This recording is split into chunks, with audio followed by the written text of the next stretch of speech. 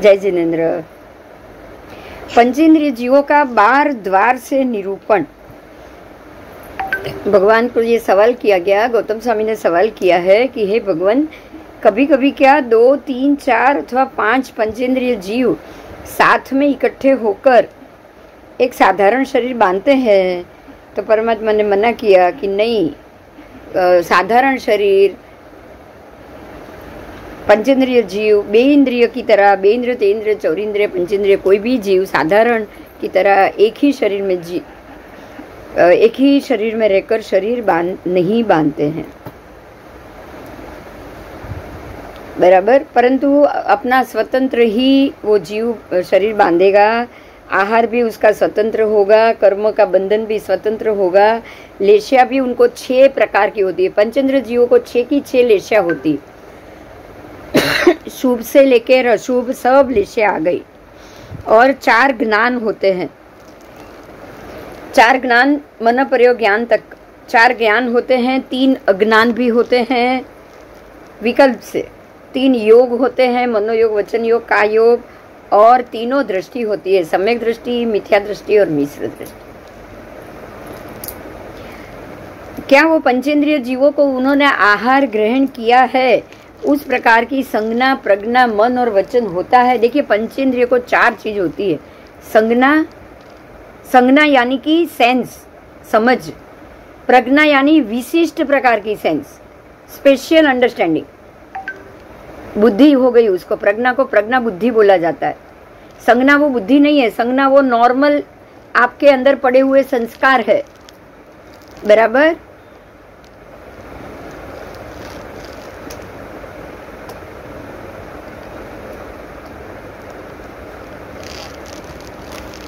लेकिन प्रज्ञा है वो स्पेशल बुद्धि है, समझ है। मन और वचन का योग तो होगा ही, लेकिन ये 4 चीज से उनको समझ होती है। तो ये 4 चीज जिनमें है, उनको ये पता है कि हम लोग खाना खा रहे हैं, बराबर। तो मनुष्य में भी, पंचेंद्रिय मनुष्य में भी संज्ञी जीवों को है, लेकिन असंज्ञी जीवों को नहीं होता है। असंज्ञी पंचेंद्रिय मनुष्य को ना संज्ञा, ना प्रज्ञा, ना मन और वचन कुछ नहीं होता, लेकिन संज्ञी जीवों को बस संज्ञा, प्रज्ञा, मन, वचन होता है, इसलिए उनको पता है। लेकिन फिर भी असंज्ञी को नहीं पता है, लेकिन वो आहार तो वो ग्रहण करते ही है, बराबर। आहार, शरीर, इंद्रिय 3 तो उसको मिलता ही है, आहार तो वो तुरंत ग्रहण करते हैं, असंज्ञी भी। पर उनको पता नहीं है कि मैंने आहार खाया है, उनको ये समझ नहीं है कि मैंने आहार खाया।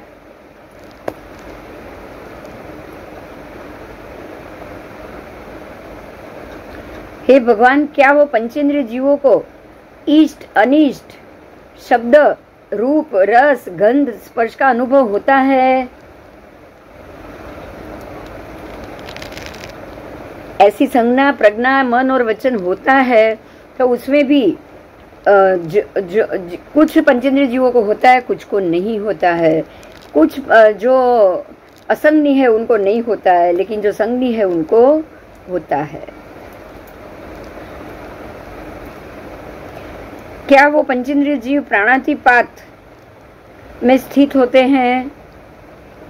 तो वहां भी भगवान कह रहे कि कुछ जीव मिथ्या दर्शन शल्य तक के 18 पाप स्थानक में स्थित होते हैं, ऐसा कहा जाता है। कुछ जीव प्राणातिपात से लेकर मिथ्या दर्शन शल्य तक के 18 में स्थित नहीं होते हैं, ऐसा भी कहा जाता है। जो पंचेंद्रिय जीव हिंसा आदि करते हैं, जीवों की हिंसा आदि करते हैं, उन जीवों में से कुछ जीव हम वध्य हैं, हमारा वधक है, हमें कोई मारने वाला है, इस प्रकार का ज्ञान भी अवश्य होता है। और कुछ जीवों को इस प्रकार का ज्ञान नहीं होता है। आप देखो, जैसे किसी गाय, बकरी या भैंस को आप डोरी से बांधते हो तो उसको मालूम पड़ जाता है ना कि अब हम मरने वाले हैं, तो वो होगी उनकी संज्ञा, प्रज्ञा, बुद्धि।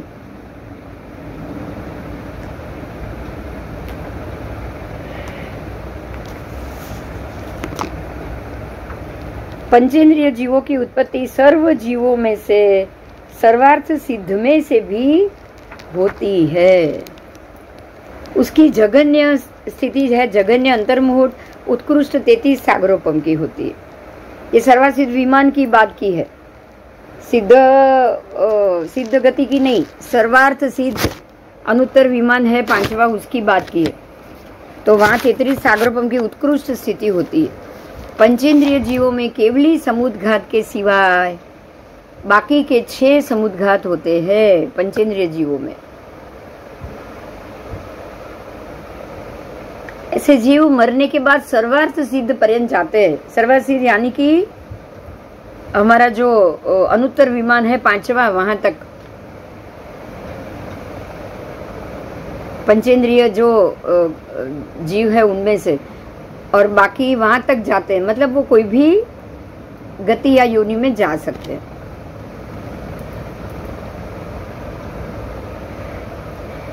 बेइंद्रिय से पंचेंद्रिय तक के जीव कौन किससे ज्यादा है यहाँ बताया। तो सर्व से थोड़े पंचेंद्रिय जीव, सर्व से थोड़े कितने? मनुष्य हो या तिर्यंच हो, पर सबसे कम है पंचेंद्रिय। क्योंकि जो ज्यादा बुद्धिशाली है, जो ज्यादा है, वो संख्याता ही मिलेंगे, वो ज्यादा नहीं मिलेंगे। उनकी एक लिमिट होती है। उससे अधिक चौरिंद्रिय जीव, उससे भी अधिक तेइंद्रिय विशेष अधिक, उससे भी बेइंद्रिय विशेष अधिक, और उससे भी एकेंद्रिय, उससे भी विशेष अधिक हुए, और एकेंद्रिय से निगोद के उससे भी विशेष अधिक। बराबर।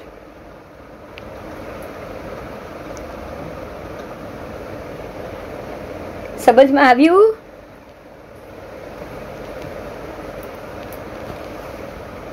ज्यादा ज्ञानी, ज्यादा संज्ञी, सगना प्रज्ञा वाले जीव सबसे कम मिलेंगे।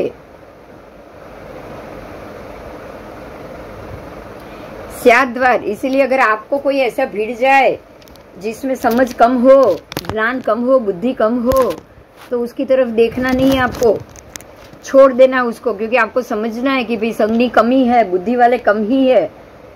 बराबर। प्रज्ञा बुद्धि वाले कम ही है, तो सब में तो प्रज्ञा बुद्धि होगी नहीं ना। पंचेंद्रिय मनुष्य में बोलो, होगी?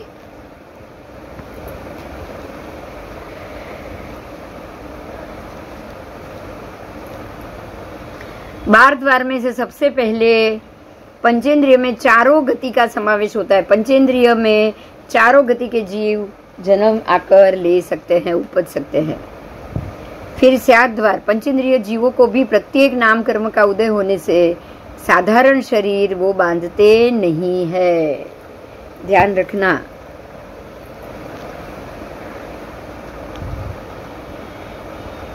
चारों गति के जीव की अपेक्षा से उनको 6 लेशिया होती है।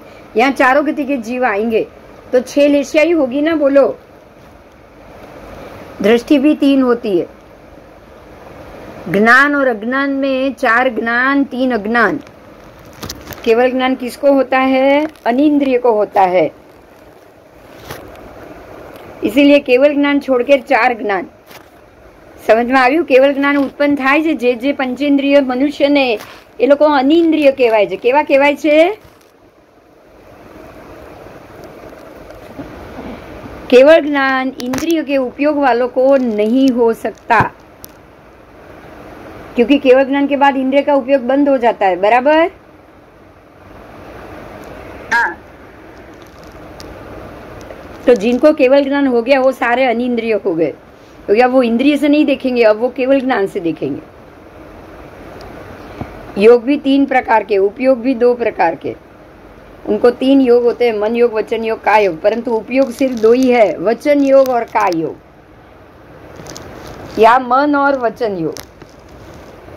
बराबर। मन योग हो और काय योग हो, या वचन योग हो या काय योग हो, तो उपयोग 2 ही होगा। कीमाहार 6 दिशाओं में, 6 दिशाओं से वो आहार लेते हैं। 18 पाप स्थानक में वो हमेशा स्थित होते हैं। तीनों प्रकार के जीव 18 पाप स्थानक में स्थित रहेंगे, तीनों प्रकार के। संयत जीव 18 पाप स्थानक से विरत होते हैं। संयत असंयत जीव एक देश से विरत है और असंयत जीव वो अविरत है। तो ये तीनों प्रकार के जीव वहाँ मिलेंगे, संयत, संयत असंयत और अविरत। उत्पत्ति चारों गति में से होती है, पंचेंद्रिय में चारों गति में से उत्पत्ति हो सकती है। क्यों? क्योंकि यहाँ 6 लेशिया, ये ध्यान दीजिएगा, जहाँ 6 लेशिया हो वहाँ कोई भी गति से जीव आएगा। ये लेशिया के ऊपर से ही आपको गति निश्चित होगी। ये बात समझ में आई आपको? देवों में 4 ही लेशिया है, तो वो जहाँ 4 लेशिया होती है उसी योनि में जा सकते हैं, बाकी की योनि में वो नहीं जा सकते। तो 4 लेशिया से नीचे की लेशिया कौन सी हुई? एक नरक गति और एक वो वनस्पति का, साधारण वनस्पति का निगोद। तो देव में से कोई वहां जाएगा? बोलो। मनुष्य जा सकता है क्योंकि वहां 6 लेशिया है। तो 3 लेशिया में मनुष्य, 6 लेशिया वाला मनुष्य 3 लेशिया में जरूर जा सकता है। पर जहाँ तेजो लेशिया ही ना हो वहाँ तेजो लेशिया धारक वाला जीव नहीं जाएगा। ठीक है, मनुष्य में वो आ सकता है क्योंकि मनुष्य में तेजो लेशिया है। मनुष्य में 6 की 6 लेशिया। आओ, पंचेंद्रिय जीवों का जघन्य स्थिति अंतर्मुहूर्त है और उत्कृष्ट स्थिति 33 सागरोपम है। अब 33 सागरोपम में देव भी आ गए और नरक भी आ गए, बराबर। अंतिम देवलोक का विमान और 7वीं नारकी, दोनों में 33 सागरोपम है। 6 समुद्घाते એટલે 6 लेशिया में पहली 3 अशुभ लेशिया नरक में है, ऊपर की 3 शुभ लेशिया देवलोक में है, 4 लेशिया देवलोक में है। तो नरक देवलोक, मनुष्य में 6 लेशिया है तो मनुष्य मर के मनुष्य भी होगा। तिर्यंश भी 6 लेशिया वाले, तो मर के तिर्यंश भी मनुष्य होगा या मनुष्य भी मर के तिर्यंश हो सकता है। तो आप कौन सी गति में जाओगे वो कौन तय कर रहा है? बोलो। हाँ, आपकी लेशिया। 4 लेशिया वाला जीव चतुर्लेशिया में ही जाएगा। 4 लेशिया वाला जीव 6 लेशिया में जा सकता है, लेकिन 4 लेशिया वाला जीव 3 लेशिया में नहीं जा सकेगा, बराबर।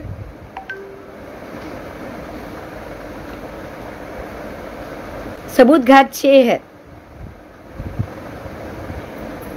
केवली समुद्घात के अलावा बाकी के 6 समुद्घात पंचेंद्रिय में आएंगे।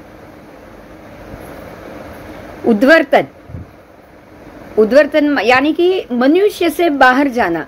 आप मनुष्य पंचेंद्रिय में आप हो, मनुष्य पंचेंद्रिय या तिर्यंश पंचेंद्रिय में संगनीपणे में हो, तो आप यहाँ से कहाँ जा सकते हो?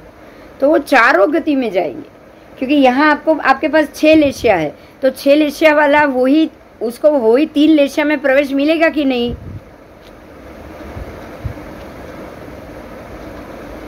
मिलेगा। 4 लेशिया वाला 3 में नहीं जा सकता क्योंकि वहां उसको चारों लेशिया नहीं मिलेगी, बराबर।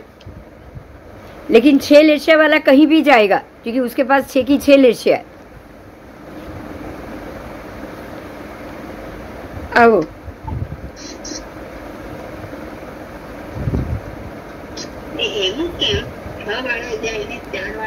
6 વાળા પાસે 6 વાળા જો વનસ્પતિ કાયમાં 3 જ લેશિયા છે, કૃષ્ણ, નીલ, કાપોત। તો 6 લેશિયા વાળા પાસે આ 3 લેશિયા તો છે જ, રાઈટ? એટલે એને એન્ટ્રી મળે, કારણ કે તારી પાસે આ 3 લેશિયા, એ લેશિયા એ પાસપોર્ટ છે, માની લે। તો વનસ્પતિ કાયમાં જવું હોય અથવા સાધારણમાં જવું હોય તો એમાં 3 લેશિયા જોઈએ, કૃષ્ણ, નીલ, કાપોત। તારી પાસે એ 3 ના પાસપોર્ટ હોય તો તું ત્યાં જઈ શકે, બાકી નહીં। સમજાયું? હવે માની લે કે આ દેવની વાત કરીએ તો એની પાસે ખાલી 4 જ લેશિયા છે, कृष्ण, नील, कापोत और तेजो लेशिया। तो अब वो 4 लेशिया वाला 3 लेशिया में जाएगा? नहीं जाएगा, क्योंकि वहां ये चौथी लेशिया नहीं है। बराबर समझायु? वहां तेजो लेशिया वाला नहीं है। ऐसे ही देव नरक में जाएगा, नरक में 3 ही लेशिया है, कृष्ण, नील, कापोत। तो देव गति का जीव नरक में नहीं जा पाएगा क्योंकि उसके पास तेजो लेशिया वहां नहीं है, बराबर। तो जहां तेजो लेशिया होगी वहीं पे ही देव गति का जीव जाएगा, क्योंकि वो 4 ही है। ये 6 मतलब सब आ गई, समझ। 6 का फर्क अलग हो गया, समझ में आ रही? 6 मत बोलो, ऐसा बोलो सब लेशिया। तो सब लेशिया वाला तो जिधर भी जाना है जा पाएगा कि नहीं? आपके पास सारे, आपके पास चारों गति के पासपोर्ट आ गए, आपके पास 6 लेशिया है तो चारे गति के पासपोर्ट आ गए तो आप कहीं भी जा सकते हो, राइट? हाँ, लेकिन अगर आपके पास खाली तेजोलेशिया अलग है, एक ही तेजोलेशिया का पासपोर्ट अलग है, तो तेजोलेशिया वाला 3 लेशिया, खाली 3 लेशिया वहां जाएगा? बोलो नहीं, वो नहीं जा पाएगा। अब तेजोलेशिया वाला नारकी में तो जा ही नहीं सकता, नारकी में तो तेजोलेशिया ही नहीं है, इसीलिए देव मर के नारक में नहीं जाता है, नारकी मर के देव नहीं होगा। वहाँ 4 लेशिया जरूर है, लेकिन वहाँ तेजोलेशिया के बगैर एंट्री नहीं है। तो अब नरक का जीव जिसके पास तेजोलेशिया ही नहीं है, देव में जाएगा? नहीं, वो नहीं जा पाएगा। वो पहले वनस्पति में जाएगा या वायुकाय में जाएगा, जहाँ पे 4 लेशिया है, और वहां से वो देव में जाएगा, बराबर? या फिर वो वहां से मनुष्य में आएगा, मनुष्य के पास तो तेजोलेशिया है, तो मरने के बाद उसको ये पहली 3 कृष्ण नील कापो तेजो चारों लेनी पड़ेगी। जो देव में जाएगा वो चारों लेशिया को लेनी पड़ेगी। अब 4 लेशिया मनुष्य के पास ही है, वो वनस्पति या निगोद के पास तो है ही नहीं। हाँ, और नरक में भी नहीं है, तो वो वहां नहीं जा सकता, बराबर? वो वहां से प्रत्येक वनस्पति में जा सकता है, एक इंद्रिय में जा सकता है, 2 इंद्रिय में जा सकता है, 3 इंद्रिय में जा सकता है, क्योंकि वहां पे 4 लेशिया है। तो आपको ऐसे समझना है, बराबर? तो विकलेंद्रिय पंचेंद्रिय में क्या भेद हुआ? जो 7 द्वार है उस हिसाब से अनेक जीव मिलकर शरीर नहीं बांध रहे, सारे प्रत्येक शरीर ही है, विकलेंद्रिय में भी और पंचेंद्रिय में भी सब प्रत्येक शरीर ही। फिर लेशिया में, विकलेंद्रिय में पहले की 3 लेशिया है, विकलेंद्रिय में 4 लेशिया होती ही नहीं है। बोलो, अब जाएगा देव वहां पे विकलेंद्रिय में?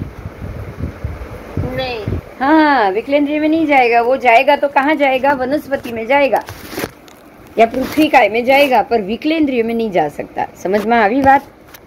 हाँ। वो पृथ्वी काय बन सकता है, लेकिन विकलेंद्रिय, आप पृथ्वी काय से विकलेंद्रिय तो अच्छा हुआ ना, 2 इंद्रिय 3 इंद्रिय 4 इंद्रिय, पृथ्वी काय से अच्छा हुआ कि नहीं? हाँ, हुआ, लेकिन फिर भी वहां नहीं जाएगा। क्यों? क्योंकि वहां इंद्रिय ही नहीं है। अरे उसको लेशिया ही नहीं है, तेजो लेशिया, तो उसको एंट्री कैसे मिलेगी? बराबर? बराबर। आओ, दृष्टि की बात की, सम्यक दृष्टि और मिथ्या दृष्टि। विकलेंद्रिय को दोनों है, सम्यक दृष्टि भी है, मिथ्या दृष्टि भी है, पर पंचेंद्रिय को तीनों है, सम्यक दृष्टि भी है, मिथ्या दृष्टि भी है और मिश्र दृष्टि भी है। अब ज्ञान और अज्ञान की बात, तो विकलेंद्रिय को 2 ज्ञान 2 अज्ञान, विकलेंद्रिय में 2 ही ज्ञान है और अज्ञान भी 2 ही है, 3 ज्ञान और 3 अज्ञान नहीं है उसके पास, बराबर? आओ, लेकिन पंचेंद्रिय के पास 4 ज्ञान और 3 अज्ञान, उसके पास ज्ञान भी ज्यादा है, 2 की जगह 4, और अज्ञान भी 1, मति अज्ञान, श्रुत अज्ञान और अवधि अज्ञान, तीनों के तीनों अज्ञान आ गए। अब योग, तो मनोयोग, वचन योग, काय योग में से विकलेंद्रिय को 2 ही योग है, मन योग और वचन योग और काय योग। मन योग नहीं है विकलेंद्रिय, लेकिन पंचेंद्रिय को तीनों योग है, होता है, मन योग भी, वचन योग भी और काय योग भी। अब आया 6ठा द्वार, उपयोग की बात की। योग तो है, अब उपयोग की बात। तो 2 हुई उपयोग, जिनके पास विकलेंद्रिय के पास वचन योग काय योग है, तो उपयोग भी उसी में रहेगा ना? हाँ, लेकिन पंचेंद्रिय को 4 ज्ञान 3 अज्ञान है, लेकिन उपयोग खाली 2 में ही रहता है, 2 ही उपयोग। उपयोग में क्या आएगा? 2 क्यों? या तो सम्यक है या मिथ्या है, बराबर? या तो उनका उपयोग सम्यक दृष्टि हो गए तो सम्यक में होगा, अगर उनका उपयोग मिथ्या में हुआ तो मिथ्या दृष्टि में होगा, बराबर? वहां पे मिश्र नहीं आएगा। हाँ, 3 नहीं आएगा, 2 ही आएगा। उसके बाद है कीमा आहार, दिशा अनुसार 6 दिशा में से आहार करेंगे और पंचेंद्रिय भी 6 दिशा में से आहार करेंगे। उसके बाद प्राणातिपात आदि 18 पाप स्थानक अवीरती अवस्था में है विकलेंद्रिय को, लेकिन पंचेंद्रिय को तो वीरती अवस्था भी आ सकती है ना। हाँ। तो वहाँ संयत भी है, संयत असंयत भी है और असंयत भी है। वहाँ तीनों आ गए, मिश्र भी आ गए, समकिति भी आ गए और मिथ्यात्व भी आ गए। 18 पाप स्थान। उसके बाद 9वां है उपपात। उपपात मतलब वो कहाँ से आते हैं। तो विकलेंद्रियों में कहाँ से आएंगे लोग, विकलेंद्रियों के पास क्या क्या है, बोलो कितनी आपको लेशिया मिली थी। વિકેન્દ્રિયમાં 3 જ છે। લેશિયા 3 જ છે, પહેલી થી બરાબર ઉપપાદ, પણ આમાં નરકથી લખ્યું નથી વિકલેન્દ્રિયમાં।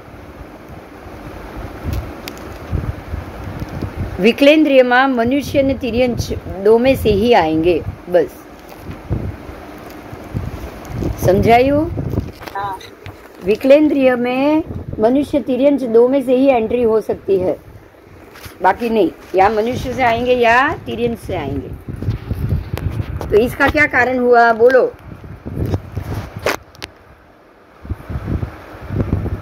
देव और नरक तो आ नहीं सकते क्योंकि वहां पे 3 ही लेशिया है, तो देव नहीं आ सकते, लेकिन नरक तो आ सकते हैं ना। नरक आना चाहिए कि नहीं। हाँ आएगा, नरक आना चाहिए।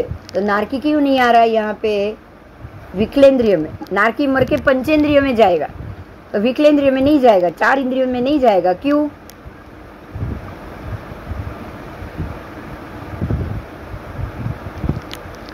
बोलो, सरप्राइज है ना। हाँ, मनुष्य तिर्यंच 2 गति में से ही यहाँ पे उत्पात होगा विकलेंद्रियों में, क्योंकि यहाँ पे उनको 3 ही इंद्रिय का काम है। 2 इंद्रिय, 3 इंद्रिय, 4 इंद्रिय, 5 इंद्रिय नहीं है उनके पास। पंचेंद्रिय जीव नहीं है ये, पर 6 की 6 लेशिया मनुष्य तिर्यंच दोनों को है, तो इसलिए वो यहाँ एंट्री ले सकते, क्योंकि उनके पास सब है। पर जो नरक गति के जीव जिनके पास 3 ही लेशिया है, खाली 3, तो वो खाली 3 लेशिया वाला जीव भी पंचेंद्रिय से निकल के 4 इंद्रियों में तक, 2 इंद्रिय 3 इंद्रिय 4 इंद्रिय तक नहीं जा सकता। बोलो, तो नारकी मरकर कभी भी तिर्यंच नहीं बनती। अरे तिर्यंच बन सकती है, मनुष्य बन सकती है, लेकिन विकलेंद्रिय नहीं बन सकती। तिर्यंच बनेगी तो भी पंचेंद्रिय, मनुष्य बनेगा तो भी पंचेंद्रिय, बराबर।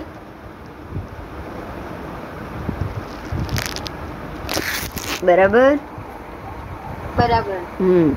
अब उसके बाद स्थिति, तो 2 इंद्रिय की 12,000 वर्ष, उत्कृष्ट 3 इंद्रिय की 49 दिन, उससे ज्यादा 3 इंद्रिय नहीं रहते, और 4 इंद्रिय के लिए 6 महीना, और जगन्य तो सबका अंतर्मूढ़, बस।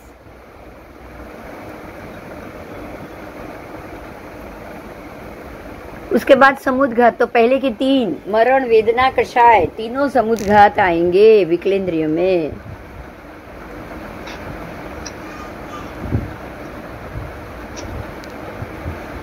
बराबर। और लास्ट है उद्वर्तना।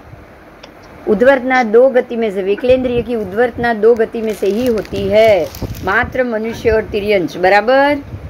याद रखना, ये बहुत इंपॉर्टेंट। आप 2 इंद्रिय, 3 इंद्रिय, 4 इंद्रिय के जीव मात्र मनुष्य और तिर्यंच में से ही जा सकते हैं, देव और नारकी में से, नरक में से तो बिल्कुल नहीं, और देव में से भी नहीं, क्योंकि 2 ही गति से आते हैं ना। तो देव में से भी नहीं आएंगे, जबकि पंचेंद्रिय में 4 गति से आएगी, बराबर। क्लियर क्लियर समझવાનું છે, આ બધું બહુ ઇમ્પોર્ટન્ટ છે। દેવ મરી ને નારકી એ ન બને, દેવ મરીને નિગોદમાં ના જાય, દેવ મરીને આ બધે ક્યાંય ન જાય, પણ દેવ મરીને મનુષ્યમાં ચોક્કસ જાય, દેવ મરીને જ્યાં 4 લેશિયા છે ત્યાં જાય, બરાબર। बराबर। चलो, तो ये आपका खत्म हुआ। अब आएगा 20वां शतक और दूसरा उद्देश्य। शतक है 20 नंबर। आकाश के भेद बताए हैं उसमें, आकाश के भेद और प्रभेद। आकाश भी 2 प्रकार से हैं, लोकाकाश और अलोकाकाश। कितना प्रकार आकाश के? एक हुआ लोक का आकाश, एक हुआ अलोक का आकाश। दोनों में फर्क है, तभी अलग है ना। दोनों के आकाश में एक जैसी संवेदना नहीं है, एक जैसी स्थिति नहीं है। दोनों आकाश में अलग अलग स्थिति और अलग अलग रिजल्ट और फल मिलेगा। आओ, आकाश जीव रूप है या जीव देश रूप है? पहला प्रश्न ये हुआ भगवान को। पहले आकाश का कितना प्रकार है? तो 2, लोकाकाश, अलोकाकाश। और अब उसके वो कैसा है? वो जीव रूप है या अजीव रूप? तो अजीव रूप जीव देश रूप हुआ, क्योंकि वहां पर आपको धर्मासिका अधर्मासिका सब आकाश के अंदर ही है। आकाश तो सबको समाकर बैठा है, तो लोकाकाश जीव रूप हुआ ना, जीव देश नहीं। बराबर बराबर। सर्व जीव को वो अपने अंदर समा के बैठा हुआ है। धर्मास्तिकाय द्रव्य लोक रूप, लोक मात्र, लोक प्रमाण, लोक को स्पर्शित और लोक को अवगाहित होकर स्थित है। धर्मास्तिकाय के कैसा है? लोक रूप है। बराबर लोक जितना लोक है उतना ही नाप का धर्मास्तिकाय। तो लोक के रूप हो गया। हाँ। लोक मात्र है, मतलब खाली लोक के लिए ही है, लोक के बाहर धर्मास्तिकाय है ही नहीं। बराबर। तो लोक मात्र है। फिर लोक प्रमाण है, लोक मात्र हो गया, लोक रूप हो गया, तो लोक प्रमाण अपने आप हो गया। बराबर। बस जहाँ तक लोक फैला हुआ है वहां तक धर्मास्तिका। लोक को स्पर्शित है और धर्मास्तिका लोक रूप हो गया।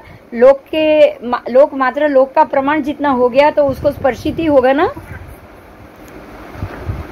हाँ, और लोक को अवगाहित होकर स्थित है, मतलब पूरे के पूरे लोक को स्पर्शित होकर उसने पूरे लोक को पकड़ लिया है। अवगाहना उसकी लोक के बराबर उसने बना दी। बराबर बराबर है। तो वो अलोक को अवगाहित होकर स्थित है। मतलब आप लोक में हो, 14 राजलोक में, मगर लोक ने धर्मास्तिकाय को पकड़ लिया है या धर्मास्तिकाय ने लोक को पकड़ लिया है। तो आप तो धर्मास्तिकाय को पकड़ के खड़े हो। बराबर, आप लोक को पकड़ के नहीं खड़े हो। लोक को पकड़ के कौन खड़ा है? धर्मास्तिकाय अधर्मास्तिकाय षड द्रव्य लोक को पकड़ के खड़े ना। हाँ, और आप भी, आपके आत्मा के प्रदेश बहुत छोटे हैं। संपूर्ण आत्मा 14 राजलोक प्रमाण है, तो आत्मा प्रदेश 14 राजलोक प्रमाण, एक आत्मा। लेकिन क्या आप हमेशा 14 राजलोक प्रमाण अपने आप को रख सकोगे? बोलो। मात्र केवली समुद्घात तक 8 समय तक ही आप लोक प्रमाण बनते हो, बाकी बनते हो क्या? नहीं, बाकी नहीं बनते हो। बाकी किसी की ताकत नहीं है, केवली समुद्घात में ही ये ताकत है। बाकी किसी में ताकत है? बोलो, कोई भी जीव में नहीं। तो आप किसको पकड़ के खड़े हो? धर्मास्तिकाय षड द्रव्य को पकड़ के खड़े हो।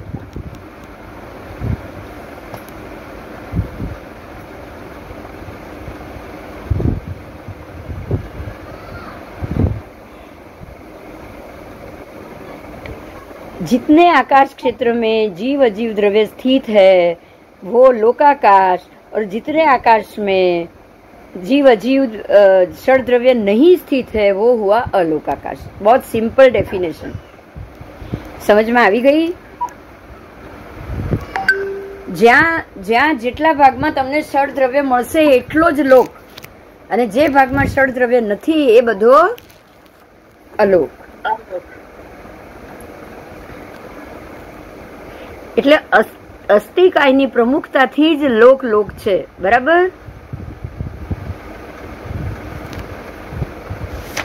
तो अस्तिकाय को कौन पकड़ के बैठा है?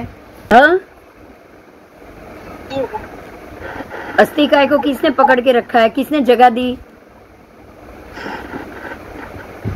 आकाश ने जगह दी. बस बराबर. अब वैसे तो लोग भी अस्तिकाय, लोग सब एक ही नाप है, एक ही नाप, प्रमाण एक ही है, पर लोक अस्तिकाय को पकड़ के नहीं बैठा है. लेकिन लोकाकाश, जिसको आकाश अस्तिकाय कहेंगे, वो जरूर लोक को पकड़ कर बैठा है, सबको पकड़ कर बैठे. आकाश का अर्थ ही होता है कि आओ मैं आपको अवकाश दूं, मैं आपको जगह दूं. आओ अभी अधोलोक की बात. अधोलोक अस्तिकाय के कितने भाग को अवगाहित होके खड़ा है?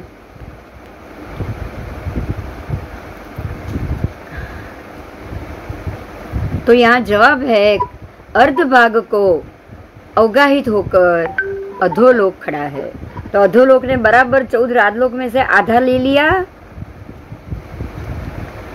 तो अधोलोक 7 रज्जु प्रमाण है कि नहीं? 7 रज्जु यानी कि 7 नारकी, वो अधोलोक हुई। बराबर बराबर। ईशद प्रागभारा पृथ्वी ने लोकाकाश को कितना कितना भाग अवगाहित किया हुआ है? तो ईशद प्रागभारा पृथ्वी ने लोकाकाश के असंख्यात भाग को, संख्यातवे भाग को अवगाहित नहीं किया है, लेकिन असंख्यातवे भाग को अवगाहित किया। अब ईशद प्रागभारा पृथ्वी खुद 45 लाख योजन है कि नहीं? है ना?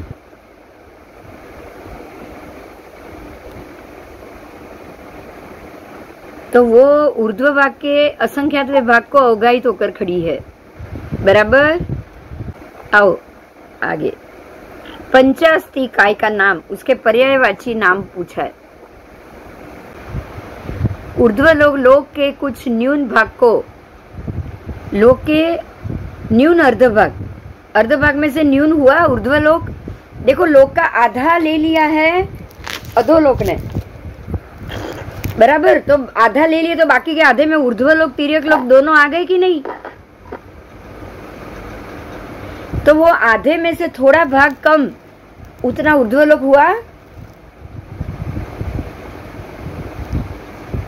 तो अधोलोक 7 रज्जु है तो ऊर्ध्व लोक 6 रज्जु प्रमाण होगा। आधे से थोड़ा कम, कितना कम? आओ। तिर्यक लोक के असंख्यातवे भाग को, तिर्यक लोक के असंख्यातवे भाग को, ऊर्ध्व लोक न्यून अर्ध भाग को, और रत्नप्रभा आदि पृथ्वी या घनवात या घनोदधि या तन्वात लोक के अर्ध भाग को अवगाहित होकर खड़े हैं। आकाशांतर संख्यातवे भाग को लेकर खड़ा है। आकाशांतर, वो आकाश अस्तिका अलग है या आकाशांतर अलग है? बात समझ में आई? हाँ, चलो आगे।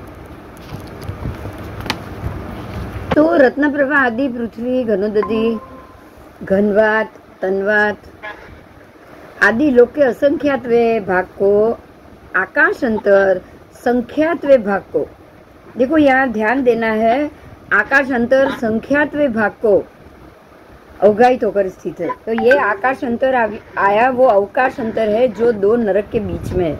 आकाश अस्तिका की बात यहाँ नहीं है। बराबर। आगे। अब धर्मास्तिका के पर्यायवाची नाम यहाँ दिए गए हैं।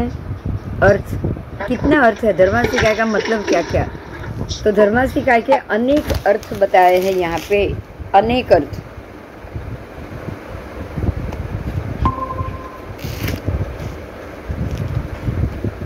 वो अनेक अर्थ में से धर्म, धर्मास्तिकाय, प्राणातिपात, वीरमण, मूर्छावाद वीरमण से लेकर परिग्रह वीरमण, क्रोध, मिथ्यात्व शल्य, ईर्या समिति, भाषा समिति, ऐषणा समिति, आयन भंड मत निखेवणा समिति, उच्चार प्रस्वण खेल जल सिंघाण समिति, ऐषणा समिति, आयन भंड मत निखेवणा समिति, उच्चार प्रस्वण खेल जल सिंघाण परिठा वाणिया समिति, मन गुप्ति, वचन गुप्ति, काय गुप्ति, ये सर्व और उसके समान अन्य सर्व धर्मास्तिका के अभिवचन यानी कि अर्थ कहा गया है। ये सब धर्मास्तिका है। देखिए कैसे, तो जब आप मिथ्यात्व शल्य करोगे, आप मृषावाद करोगे, तो धर्मास्तिका के उपयोग के बगैर होगा क्या? बोलो। कोई भी पाप धर्मास्तिका के उपयोग के बगैर नहीं हो सकता। इसलिए ये सब उसके अर्थ है। ऐसे ही अधर्म के क्या अर्थ है, अधर्मास्तिका के अर्थ क्या? तो अधर्म, अधर्म का मतलब धर्म नहीं करना। अधर्मास्तिकाय, प्राणातिपात, मृषावाद से लेकर मिथ्यात्व शल्य तक के 18 पाप स्थानक, ईर्या असमिति, और ये सब उच्चार, पासवण, खेल जल सिंगाण परिठा वणिया संबंधी असमिति, मन अगुप्ति, वचन अगुप्ति और काय अगुप्ति, और इसके अलावा उसके समान अन्य सारे अधर्मासिकाय के अनेक अभिवचन है। तो अधर्मासिकाय का मतलब क्या है कि आप कोई भी क्रिया ना करो, तो पाप की क्रिया ना करो तो भी अपने आप 18 पाप स्थानक से विरमित हो जाओ, तो आप अधर्मासिकाय कर रहे हो। फेविस्टिक तो गोतू पड़े, फेविकोल हो तो जो त्या टेबल ना खाना में जाए ऐसे तो त्या देश बराबर।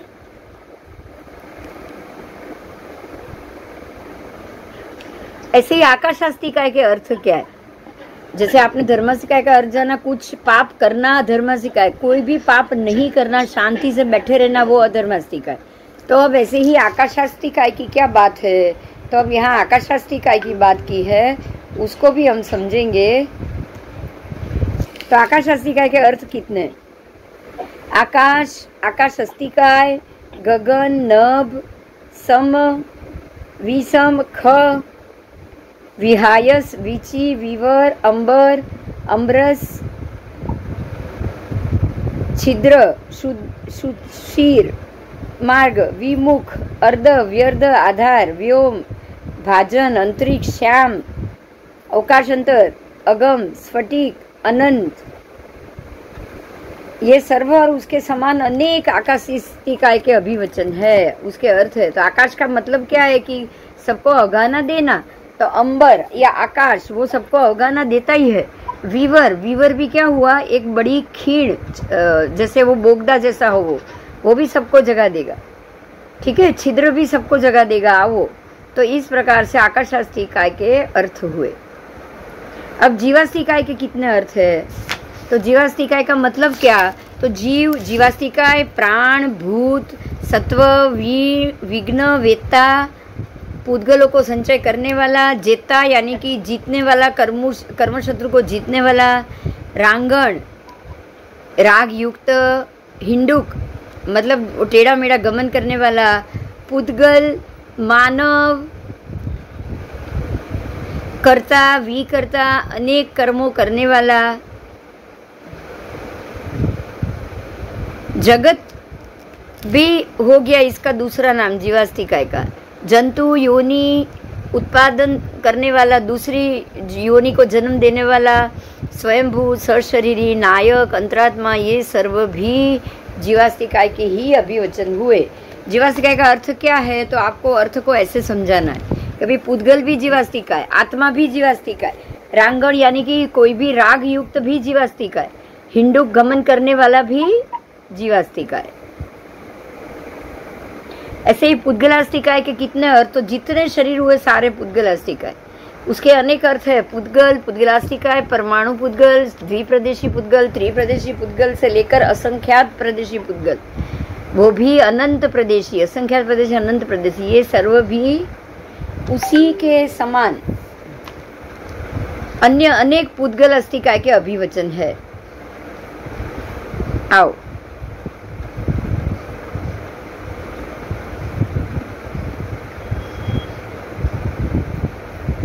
अब धर्मास्तिकाय के पर्यायवाची अशुभ, पर्यायवाची मुख्य नाम दो ही है, धर्म और धर्मास्तिकाय।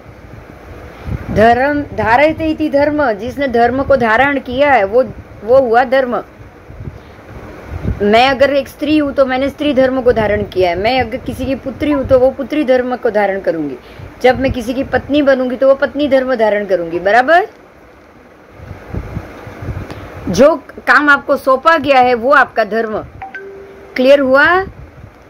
आपको कोई लीडरशिप सौंपी जाए तो वो हुआ आपका धर्म, बराबर। आओ अब जीवास्तिकाय के अभिवचन। तो जो जीव जो प्राण धारण कर सकता है वो और जिंदा रहेगा वो ही जीव है। तो जीव शब्द के अनेक अभिवचन है, प्राण, भूत, सत्व, जीव आदि तो एक ही शब्द से प्रसिद्ध है, लेकिन इसमें भी जो जिंदा है वो जीव, जो मर गया है वो मरा हुआ उसका शरीर पड़ा है तो वो हो जाएगा अजीव। ऐसे ही प्राण, तो प्राण वायु को अंदर लो, प्राण वायु को बाहर छोड़ो यानी कि जो श्वास ले सकता है वो उसी को ही प्राण कहा गया। तो हर एक जीव प्राण नहीं होगा, बराबर। आगे उसके बाद है भूत। तो आप आत्मा को भूत कहते हैं ना, जीव को भूत हम कहते हैं, संसारी जीव को, क्योंकि वो तीनों काल में विद्यमान है कि नहीं। संसारी जीव तीनों काल में भूत में भी था, हमारा आत्मा भूत में भी था, आज भी है, कल भी रहेगा। मगर मोक्ष हो जाएगा तो ही नहीं। तो आत्मा को भूत कहा कि नहीं, बोलो। हाँ। उसके बाद जीव, तो जो जिंदा है, जी रहा है, द्रव्य प्राण और भाव प्राण को जिसने धारण किया है वो हुआ जीव। फिर है सत्व, तो शुभ अशुभ कर्म के साथ संबंध जो हो गया और उसमें से शुभ कर्म को ही वो कर रहा है, तो पहले तो शुभ या अशुभ दोनों कर्म करने वाला सत्व हो गया। सत्व होगा तो ही आप अशुभ भी कर पाओगे, और अगर सत्व नहीं है तो आप शुभ भी नहीं कर पाओगे। इसलिए उसको सत्व यानी कि सत्व कहा गया है।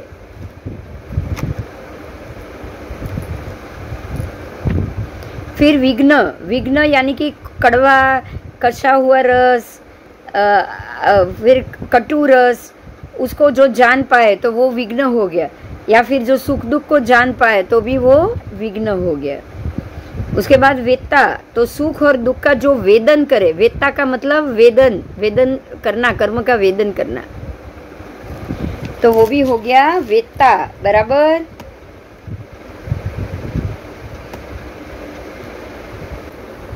चलो उसके बाद हुआ चेता। हम आत्मा को चेता भी बोलते हैं, क्यों? क्योंकि जो चेतनवंत है वो चेता, इसलिए उसको चेता बोला जाता है, क्योंकि वो चेतनावंत है। क्यों? क्योंकि वो कर्म के पुद्गलों का चय भी करता है, संचय भी करता है, और उसको इकट्ठा भी करता है, उसको खरा भी देता है, इसलिए उसको चेता कहा गया, जेता। तो अब जो कर्म रूपी शत्रु को जीते, जो अपने ऊपर से कर्मों को हटा दे, वो हुआ जेता। फिर आत्मा, तो जो भिन्न भिन्न पर्यायों को प्राप्त करता है वो हो गया आत्मा। और जो ज्ञेय, सर्वज्ञेय पदार्थों से, अपने पदार्थों को अपने ज्ञान से व्याप्त करे, वो हुआ आत्मा, बराबर। तो आत्मा का अर्थ है कि वो सर्वज्ञेय पदार्थों को अपने खुद के ज्ञान से उसको व्याप्त करे। उसके बाद है रंगण यानी कि राग से जो लिपटा हुआ हो, ठीक है, जो लपेट के बैठा है खुद को राग को, वो हो गया रंगण। फिर हुआ मानव, कि जो नवीन नहीं है, जो प्राचीन है, अनादि है, तो वो मानव।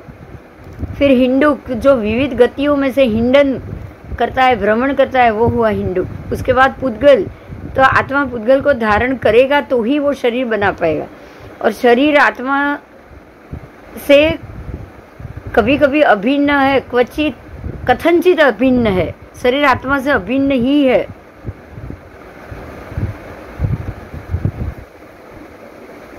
और अपने ही बनाए हुए शरीरों को पूर्ण गलन स्वभाव वाला होने से खुद ने उसने अपना शरीर बनाया है, लेकिन जो धातु से, जो परमाणु से उसने बनाया है, वो परमाणु ही पूर्ण गलन स्वभाव वाले होने के कारण उसको पुद्गल कहा गया है। समझ में आया? उसको पुद्गल क्यों कहा? तो पुद्गल का अर्थ होता है पूर्ण गलन, मतलब उसका स्वभाव ही ऐसा है, पूर्ण भी है, पूर्णे वाला है, गलन है। आज तबीयत अच्छी है, बहुत अच्छी है, कल वापस बिगड़ जाएगी, तो वो अपने आप गल गया। तो पूर्ण और गलन स्वभाव वाला आत्मा होने के कारण उसका एक नाम पुद्गल भी है। फिर करता है, तो वो कर्मों को वो बना रहा है, कर रहा है, क्रिएट कर रहा है, इसलिए करता है, करता। तो विविध कर्मों को इकट्ठा करके कर्मों का छेद कर सकता है, छेद करके उसमें से नया कर्म बांध सकता है। पुराने का छेद करेगा, नया बांधता जाएगा, इसलिए वो विकर्ता भी हुआ। फिर जगत, अतिशय गमनशील, विविध गतियों में गमनशील होने के कारण उसको जगत कहा गया है।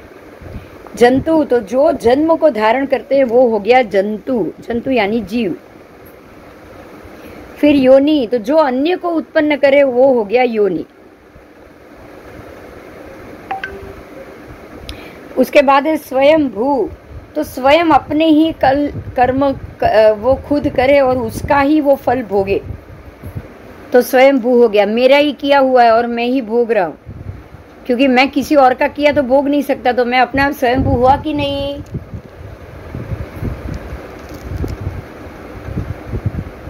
स्वयं ही अपने कर्मों का फल स्वरूप होने से स्वयं भू होता है। और ऐसे ही सशरीरी, तो मोक्ष में जाने से पहले वो सशरीरी और अशरीरी तो अब सिद्ध के जीव हो गए। और नायक, तो स्वकर्मों के नेता होने के कारण वो नायक हुआ। आत्मा का एक नाम नायक भी है। उसके बाद अंतरात्मा, सम्यक दर्शनी आत्मा शरीर से भिन्न होकर अंत में आत्मा स्वरूप में लीन हो जाता है, इसलिए उसको अंतरात्मा भी कहा गया है। चलो अभी आपको 5 मिनट इंटरवल, आप पहले पानी वानी ले लो, तब तक मैं आती हूँ। पानी ले लो आप, ओके। अब आया 20वां शतक, उद्देश्य तीसरा, और उसका नाम है प्राणवध। जो 18 पाप स्थानक आदि विविध आत्मा परिणमन से आप जब पाप करते हो तो आत्मा के परिणामों पर क्या क्या फर्क आता है वो यहाँ बताया है। तो 18 पाप स्थानक तो आप जानते ही हो। यहाँ 18 पाप स्थानक मृषावाद से लेकर प्राणातिपात, मृषावाद से लेकर मिथ्यात्व शल्य तक के सारे 18 पाप स्थान, प्राणातिपात वीरमण से मिथ्यात्व शल्य दर्शन वीरमण तक 18 पाप स्थानों से वीरती होना है। देखिए, अब अगर आप वीरती नहीं होंगे तो वो चढ़ता जाएगा, बराबर। लेकिन अगर आपने वीरती ले ली कि भाई मैं इसके अंदर नहीं हूं, तो अब वो पाप आप पर चढ़ेंगे नहीं। अगर वो पाप चढ़ रहे हैं तो प्राणवध, और अगर आप उससे बाहर आ गए हो तो आप सभी जीवों को अभयदान दे रहे हो, बराबर। देखो कितना फर्क है, देखो। तो ये 18 पाप स्थानकों से वीरती लेना है, वीरमना है। उसके बाद औत्पाती की, पारिणामी की, काई की, ऐसी 4 प्रकार की बुद्धि।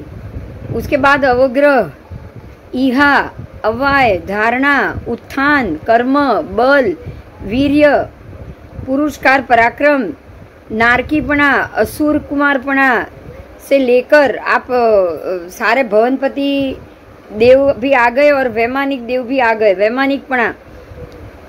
उसके बाद ज्ञानावरण से लेकर अंतराय कर्म तक के 8 कर्म। फिर कृष्ण से लेशा से लेकर शुक्ल लेशा तक के 6 लेशा। फिर तीनों दृष्टि, सम्यक दृष्टि, मिथ्या दृष्टि, मिश्र दृष्टि, और चक्षु दर्शन से लेकर केवल दर्शन तक सारे 9 दर्शन। आभिनिबोधिक ज्ञान से विभंग ज्ञान तक के 5 ज्ञान। फिर 3 अज्ञान। आहार संज्ञा से परिग्रह तक की 4 संज्ञा। उसके बाद औदारिक शरीर से लेकर कार्बन शरीर तक के 5 शरीर। फिर तीनों मन वचन योग का तीनों योग, साकार उपयोग, अनाकार उपयोग। उपयोग 2 ही होते हैं, साकार और अनाकार, लेकिन योग 3 है, मन योग, वचन योग, का योग। ये सर्व और उसके समान अन्य ऐसे ऐसे परिणाम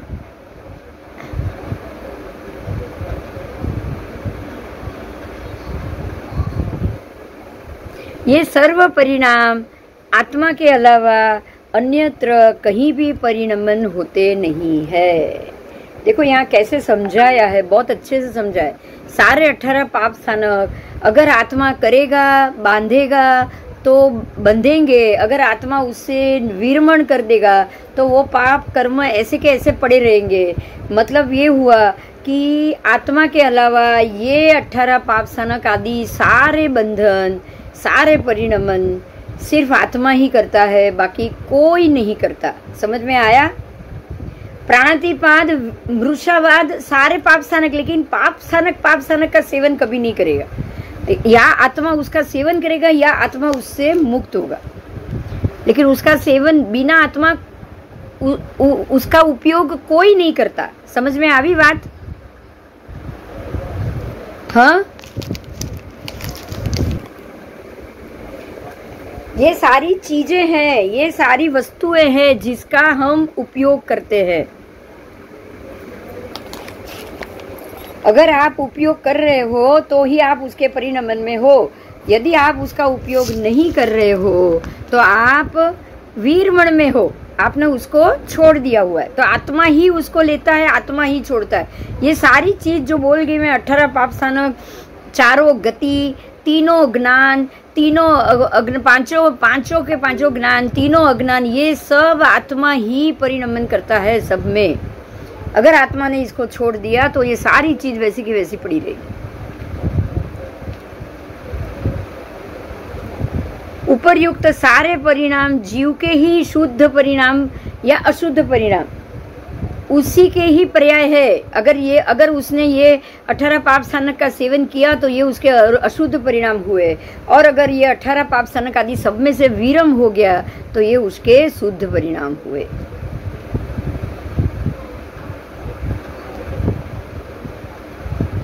जीव के पर्याय जीव द्रव्य से अभिन्न होते हैं। ये पर्याय है ना, वो जीव से अभिन्न है, तभी उस पर्याय को आप हटा भी सकते हो। वो जीव के अंदर ओतप्रोत नहीं हुए, लेकिन कथनचित अभिन्न बोला है, हमेशा नहीं, हमेशा नहीं, कथनचित अभिन्न। बराबर, क्योंकि किसी किसी को अभिन्न होते हैं, किसी किसी को तो जुड़ा हुआ ही होता है, तभी तो वो जीव कभी मोक्ष जाएगा नहीं, संसार में वैसे का वैसा यहीं पे यही रहेगा। तो ये कथनचित अभिन्न होते हैं, सर्वथा नहीं। धर्म धर्मी भी कथनचित अभिन्न होते हैं, सर्वथा नहीं। इसीलिए ये सर्व परिणाम आत्मा के अलावा अन्यत्र कहीं भी परिणमन नहीं होते। बहुत अच्छे से बात समझ में आ गई।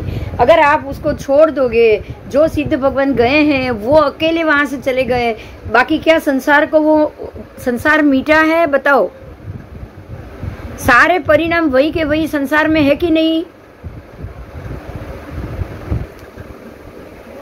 परिणाम तो सारे के सारे वहीं पे खड़े हैं।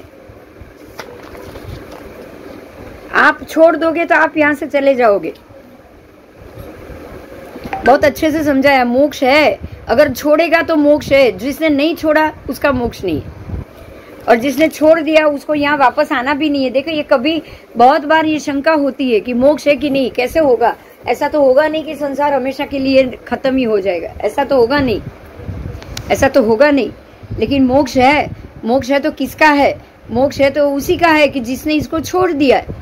अब जिसने अपने ऐसे अशुभ भावों को परिणमन होना ही छोड़ दिया, तो अब अशुभ भाव उस पर वापस कैसे लग सकते हैं? बताओ, लग सकते हैं?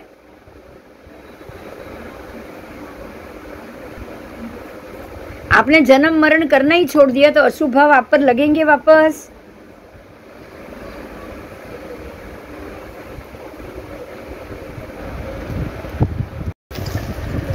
चलो, तो बहुत क्लियर बात है। अगर आप इसके अंदर रह गए तो ही आप संसार में हो। अगर आप इस सबसे बाहर आ गए, वीरती में आ गए और आपने इसको छोड़ दिया, तो अब ये वापस आपको कभी नहीं मिलेंगे। बराबर। तो जो मोक्ष जा रहे हैं, जो वीरती में आ गए हैं, जिन्होंने इसका अनाकार उपयोग समझना है, प्राणातिपात से अनाकार उपयोग पर्यंत ये सर्व परिणाम आत्मा के अलावा कहीं भी अन्यत्र परिणमन नहीं होते। मात्र आत्मा ही उसका उपयोग करता है, बस। बराबर। गर्भ में उत्पन्न होने वाले जीवों में कितने वर्ण, गंध, रस और स्पर्श के परिणाम होते हैं? तो इसका जवाब है, भगवान ने दिया है कि ये सर्व जगत कर्म से ही व्याप्त है, कर्म से ही जीव जगत है। कर्म सिवाय जीव में विविध परिणाम नहीं होते। बराबर। तो गर्भ में उत्पन्न होने वाले जीवों को सर्व वर्ण, गंध, रस, स्पर्श के सारे परिणाम होंगे, क्योंकि वो जन्म ले रहा है, तो उसको बिना परिणाम तो उसको प्राप्ति होगी ही नहीं ना, जन्म ही प्राप्त नहीं होगा। जीव के पर्याय जीव में ही परिणत होते हैं। मेरे पर्याय मेरे में ही परिणत होंगे, अन्यत्र कहीं परिणत नहीं होगा। तो वर्णादि पर्याय भी पुद्गलों के है, पुद्गल से ही वर्ण के पर्याय आएंगे, वर्ण गंध रस स्पर्श के। तो जब तक मेरे पास पुद्गल है तब तक ये पर्याय मुझे लगेंगे। औदारिक शरीर के योग्य पुद्गल औदारिक ग्रहण करेंगे, शरीर पुद्गलमय हुए। शरीर बिना पुद्गल काम ही नहीं करता है, समझना। वो वर्णादि से युक्त है, वो भी वर्ण गंध रस स्पर्श में वध घट से भी युक्त है। जैसे कर्म आएंगे ऐसे वध घट होता रहेगा।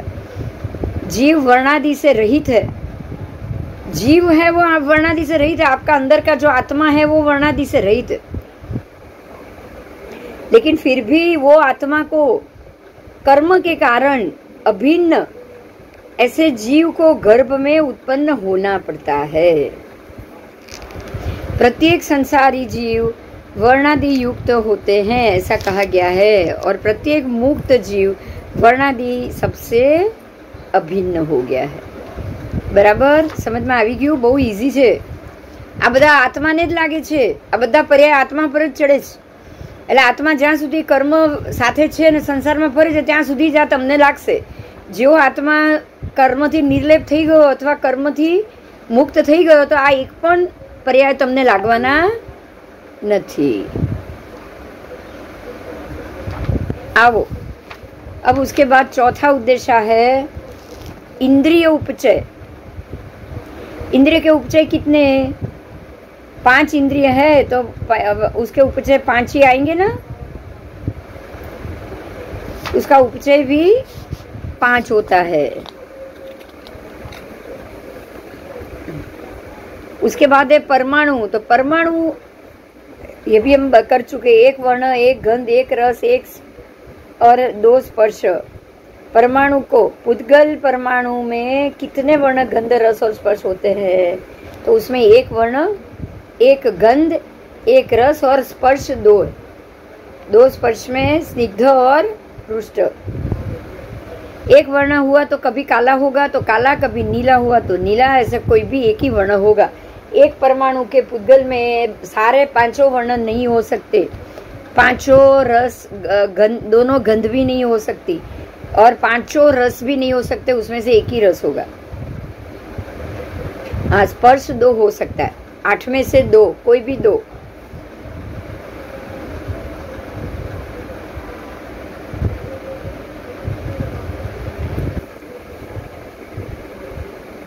बराबर। 2 में से कभी शीत हुआ तो स्निग्ध, शीत और स्निग्ध, कभी शीत और रुक्ष, कभी उष्ण और स्निग्ध, कभी उष्ण और रुक्ष, ऐसे आएगा। और परमाणु पुद्गल के वर्ण के 5, गंध के 2, रस के 5 और कषाय स्पर्शादि के 4, ऐसे 16 भांगा होता है। तो उसमें ये 16 चीज तो आपको 16 में से एक वर्ण, एक गंध, एक रस और 2 स्पर्श तो मिलेंगे ही मिलेंगे।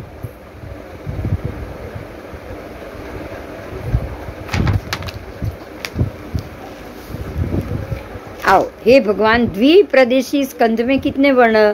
तो अगर उसमें 2 वर्ण होगा तो काला और नीला, काला और लाल, काला और पीला, और काला और श्वेत, नीला और लाल, ऐसे सबके मिक्सअप ऐसे भांगा बताया है यहाँ। तो द्विप्रदेशी में 4 स्पर्श, क्योंकि 2 आ गए ना तो सब 2 आ जाएगा। 2 वर्ण, 2 गंध, 2 रस और 4 स्पर्श। आओ,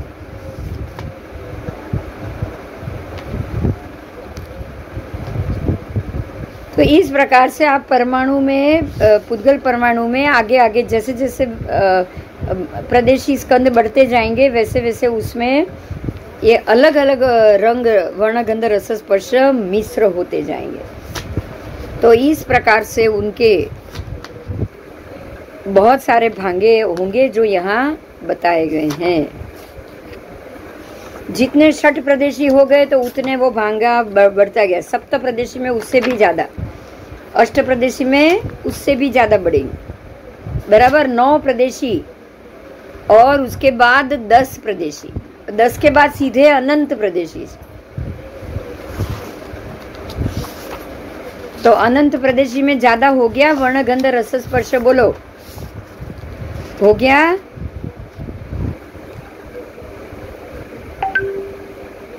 तो तो एक प्रदेशी में आपको वर्ण के एक भांगा बोला था, पर संख्यात प्रदेशी में 237 भांगा हो जाएगा एक ही पुद्गल में। कितने?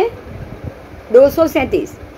एक परमाणु में गंध आपको एक ही बताई गई, लेकिन जब वो अनंत प्रदेशी हो जाएंगे, सूक्ष्म अनंत प्रदेशी या बादर, तो वो भी 237। हाँ, गंध दो बताई थी तो वो 6 गंध हो जाएगी। फिर रस 5 बताए थे तो वो 237 हो जाएंगे। उसके बाद स्पर्श 4 बताए थे एक परमाणु में, तो इतने सारे में बादर अनंत प्रदेशी में 1296 और टोटल सूक्ष्म अनंत प्रदेशी तक 36 स्पर्श के भांगे हो जाएंगे। बराबर। तो इस प्रकार से यहाँ आपको परमाणु के भांगे बताए गए हैं। आओ अब परमाणु के प्रकार बताएं। परमाणु जो हवा में पड़ा है उसमें से हम एक छोटा सा कार्बन वर्गना के एक परमाणु ले लेते हैं, ऐसे बहुत सारे ले लेके वो कर्म बनाते हैं, उसके ऊपर का लेयर बनाते हैं। उसके कितने प्रकार? तो द्रव्य परमाणु, क्षेत्र परमाणु, काल परमाणु, भाव परमाणु। अगर मुझे कोई कर्म करना है तो मुझे मैंने ऐसे परमाणु लिए जिसको मैंने द्रव्य परमाणु बोलूंगी, उसका मैंने द्रव्य के रूप में कर्म बनाना है, द्रव्य। बराबर। तो वो पुद्गल द्रव्य आएगा। उसके बाद क्षेत्र, जैसे कि मैंने ऐसे परमाणु लिए कि किसी एक बच्चे को, एक गर्भ को मुझे जन्म देना है, तो द्रव्य से वो गर्भ में वीर्य और माता की रज इकट्ठी होगी तो वो द्रव्य परमाणु हुए। उसके बाद क्षेत्र परमाणु, तो क्षेत्र कहाँ आएगा? उसका माँ का गर्भ, उसी में आएगा ना क्षेत्र, तो वो हुआ क्षेत्र परमाणु। उसके बाद आया काल परमाणु, तो काल यानी कि समय। तो अब मैंने जो गर्भ बनाया है अंदर, वो 9 मास के काल तक मैंने उसको नियत किया। कितने मास तक? 9 महीने तक। और भाव परमाणु क्या हुआ? तो अब ये बच्चा है, बढ़ रहा है, अब ये जीवंत है, मेरे पेट में घूम रहा है, तो ऐसे प्रकार के भाव आप करोगे कि नहीं? अब भाव से उसको, उसके प्रति जो भी लागणी होगी, फीलिंग होगी, वो भाव से व्यक्त होगा कि नहीं? तो द्रव्य परमाणु, क्षेत्र परमाणु, काल परमाणु, भाव परमाणु आपके घर के अंदर ही आ गए, वो एरिया में बच्चे के रूप में आया।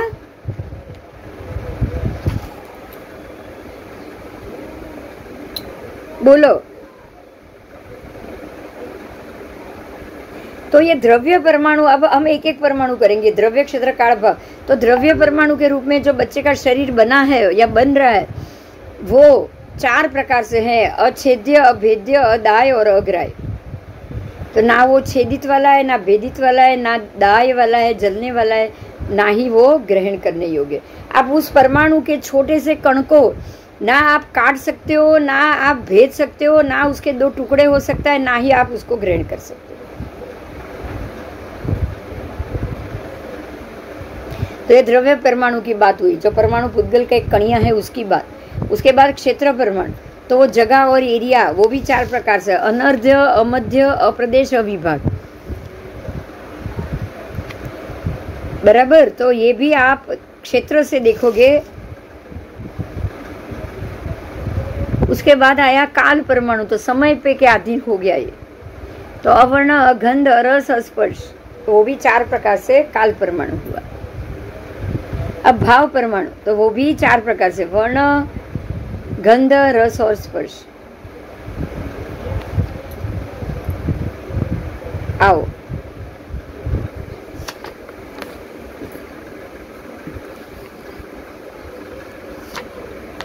કેટલા વાગ્યા?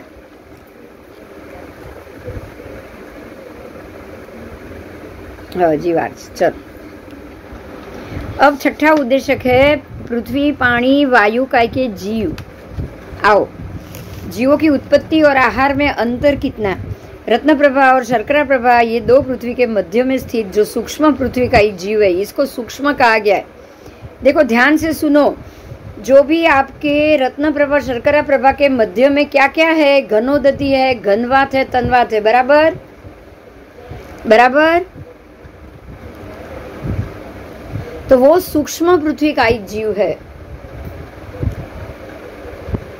ये जीव मरणांतिक समुद्घात करके सौधर्म कल्प में पृथ्वी कायिक के रूप में उत्पन्न होंगे। अब वो सौधर्म कल्प में उत्पन्न होंगे, यहाँ से मरणांतिक समुद्घात करेंगे। मरणांतिक समुद्घात का अर्थ मैंने आपको बताया है कि पहले वो उत्पन्न हो जाएंगे उधर, उसके बाद आहार लेंगे, क्योंकि वो वहां से वहां तक फरसेंगे, ऊपर तक सौधर्म देवलोक तक, रत्न प्रभा से और पहली दूसरी पृथ्वी नरक पृथ्वी के बीच में से जाएंगे, वो ऊपर तक फरसेंगे, ऊपर अपना लंबा शरीर आत्मा प्रदेश बनाएंगे, ऊपर पहले पैर रखेंगे, फिर नीचे से पूरा शरीर उठा लेंगे ऊपर। तो ये जीवंत करते हैं, क्योंकि ये जाति भव्य जीव है। वो 7 कर्मों को तो बांधते हैं, लेकिन 8वां आयुष्य कर्म कभी नहीं बांधते। तो वो ही मरणांतिक समुद्घात करेगा, बाकी सब नहीं करेंगे। तो मरणांतिक समुद्घात करके वो सौधर्म कल्प में पृथ्वी कायिक के रूप में उत्पन्न हो गए। तो पहले उत्पन्न होंगे, उसके बाद आहार करेंगे।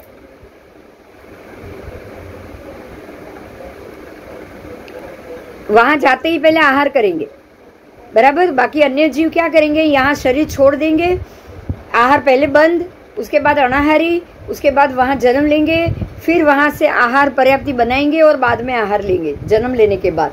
लेकिन जो जीव को जन्म ही नहीं लेना है, उसको आयुष्य का अंत ही नहीं लाना है, तो वो तो सीधे ही वहां जाएंगे ना, जिंदा सर शरीर ही जाएंगे, और वही शरीर से वो वहां पर जाकर उसी शरीर के साथ आहार पानी करेंगे।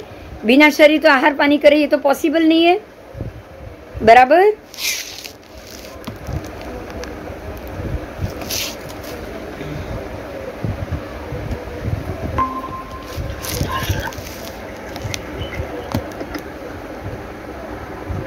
आओ, હા એટલે અવાજ ફેડ થાય છે, અવાજ ફેડ થાય। હવે બરાબર ના, હજી બરાબર। હવે હવે અવાજ ચલ, આ કઈ વાંધો નહીં, સોરી વાંધો नहीं। तो आगे जाएंगे, पहले उत्पन्न होने के बाद वो फिर आहार करते हैं। तो परमाणु की बात की है, द्रव्य परमाणु, क्षेत्र परमाणु,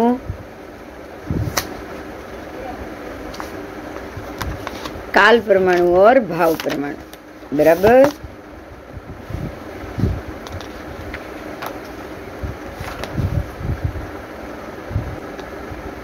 पृथ्वी पानी वायु काय के जीव जब नया जन्म धारण करते हैं, तब सर्वप्रथम आहार करते हैं।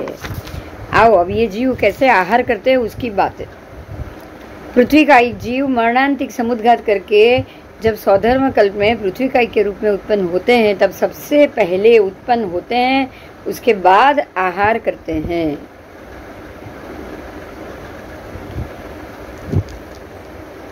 दोनों पृथ्वी के मध्य में जो सूक्ष्म पृथ्वी का एक जीव है, वो जब मरणांतिक समुद्घात करके ईशान कल्प में पृथ्वी कायिक के रूप में उत्पन्न होते हैं, तब भी वो पहले आहार करते हैं, बराबर। तो ये सारे जो सूक्ष्म पृथ्वी का एक जीव है, जो घनोदधि, घनवात, तनवात और उसके जीव है, उसी की बात की। रत्न भी बात, क्योंकि ये सब में विमान रत्न से बने हुए, तो ये तो सारे पृथ्वी का एक जीव,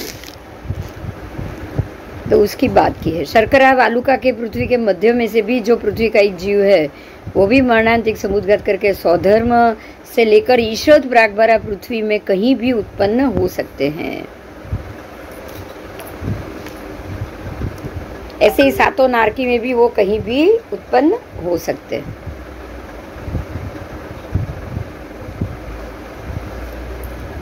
तो जीव ईशद प्रागभारा पृथ्वी से लेकर सातों नारकी में से कहीं भी सूक्ष्म पृथ्वी का एक जीव अपने आप को वहां मरणांतिक समुद्घात करके पहुंचाते हैं।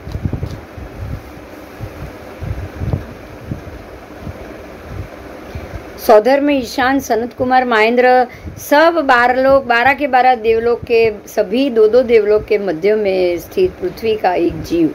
तो वहाँ जो जो आपको वहाँ जो पदार्थ हमको मिल रहा है एकेंद्रिय का, वो है घनोदधि, घनवात, तन्वात, फिर सारे उसके रत्न, ये सब उसमें पृथ्वी का एक सूक्ष्म जीव होने से वो सब कहीं भी किसी भी विमान में 14 रात लोक में जाएंगे, फरसेंगे, मरण समुद्घात करेंगे, फिर वहाँ आहार लेंगे, उसके बाद वो वहाँ अपने शरीर को खींचकर पहुँचाएंगे।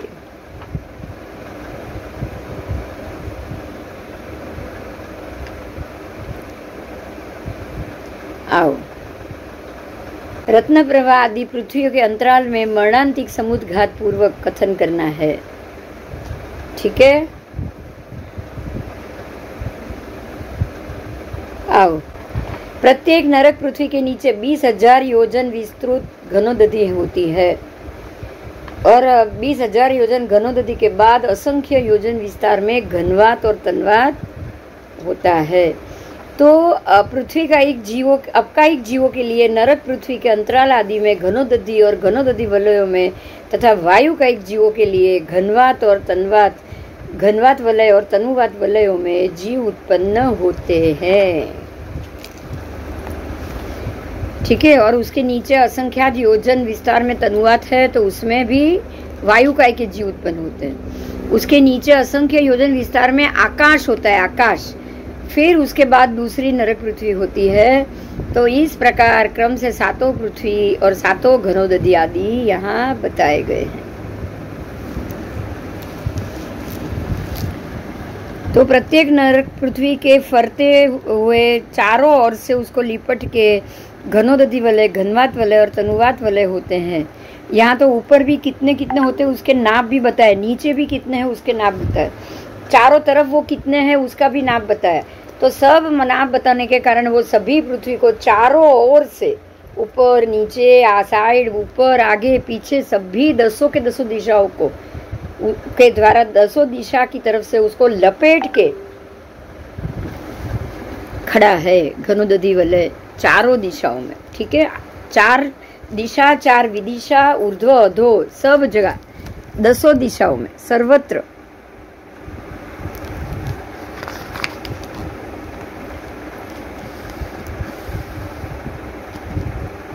चलो, अब जो नेक्स्ट है वो बंध है, और बंध के प्रकार, बंध में हम वापस वही कर्म बंध और वही लेक्चर आएगा तो वो हम कर लेंगे, क्योंकि वो पूरा डिटेल से आपको आएगा कर्म बंध।